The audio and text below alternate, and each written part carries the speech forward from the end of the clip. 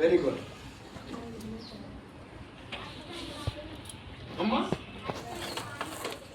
అర్థం కాబట్టి కాలిపోతుంది కదా, ఎన్ని కాలిపోతుంది? Very good. అమ్మా ఎక్కడ మన పాపులర్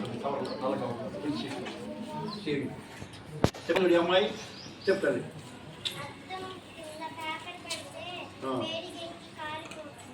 ఏం పేరు చెప్పు, పేరు క్లాస్ చెప్పు. క్లాసు మంచమ్మ. కొంచెం పెట్టిన తర్వాత ఒకే పాయింట్ పడుతుంది. అర్థమవుతుందా? కొంచెం పెట్టిన తర్వాత సూర్యకిరణం మొత్తం ఒకే పాయింట్ పడ్డప్పుడు నిప్పు అంటుకుంటుంది. అర్థమైందా? అంటే దాని స్వామి వివేకానంద అంటాడు, చెదిరిన కిరణాలు మొత్తం ఒకే పాయింట్ పడ్డప్పుడు నిప్పు అంటుకుంటుంది. అలాగనే చెదిరిన ఆలోచన మొత్తం ఒకే అని చెప్పి దృష్టి పెడితే ఏకాగ్రత వస్తుందంటారు స్వామి వివేకానంద. అంటే ఏంటి?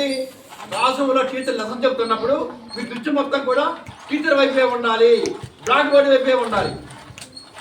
అలా ఉంటే మీకు కూడా ఆ శక్తి మీకు వస్తే హత్తుకోండి ఆ విషయాలన్నీ. అలా ఉండకుండా మీరు మనకి ఇంట్లో ఎప్పుడు కొడతారు, ఇంటికి పోయి మనం ఏం పని చేయాలి అని ఉంటే మీకు కాన్ఫిడెన్స్ వస్తా రాదు. కాబట్టి మీరు ఏం చేయాలి? మీ దృష్టి మొత్తం టీచర్ వైపే దాకా చెప్పుకున్నాం. స్వామి వివేకానంద యొక్క సృష్టి ఇంత మానవసేవ మాధవసేవ అని మా స్కూల్ బాగా మంచి పిల్లలు ఎలా చెప్పుకుంటారంటే, మీరు స్వామి వివేకానంద స్కూల్స్ ఉన్నాయి దేశవ్యాప్తంగా. స్వామి వివేకానంద యూనివర్సిటీస్ ఉన్నాయి, కాలేజెస్ ఉన్నాయి. ఆ స్కూల్ ఎగ్జామ్ జరుగుతుంటే దాంతో టీచర్ ఎవరో ఉండరు. బాబు వినపడుతుందా? క్లాసులో ఎగ్జామ్ జరుగుతున్న టీచర్ ఎవరో ఉండరు. క్వశ్చన్ పేపర్ ఇచ్చిపోతారు, మన టైం ప్రకారం వచ్చి తీసుకుంటారు, కానీ వాళ్ళకి ఆఖరి కొట్టరు. అదే మనం అయితే ఏం చేస్తాం? ఒక చేస్తుంటాం. అవునా? అవునా కదా?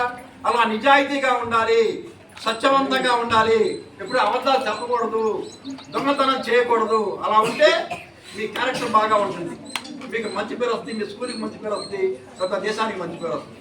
ఎప్పుడు కూడా కాఫీ కొట్టకూడదు, ఒకరు చూసి రాయకూడదు. అర్థమవుతుందా? టీచర్ ఉన్నా లేకపోతే తప్పు పనులు చేయకూడదు. దానికి ఉదాహరణ మహాత్మా గాంధీ పేరు విన్నారా? మహాత్మా గాంధీ ఎవరు? నేను చెప్పండి ఒకళ్ళు. మహాత్మా గాంధీ ఎవరు? గాంధీ తాత కరెక్ట్. ఎవరాయన? మీ తాత మా తాత? చెప్పిన వాళ్ళకి అమ్మాయికి వాళ్ళు లేదు చెప్పాలి.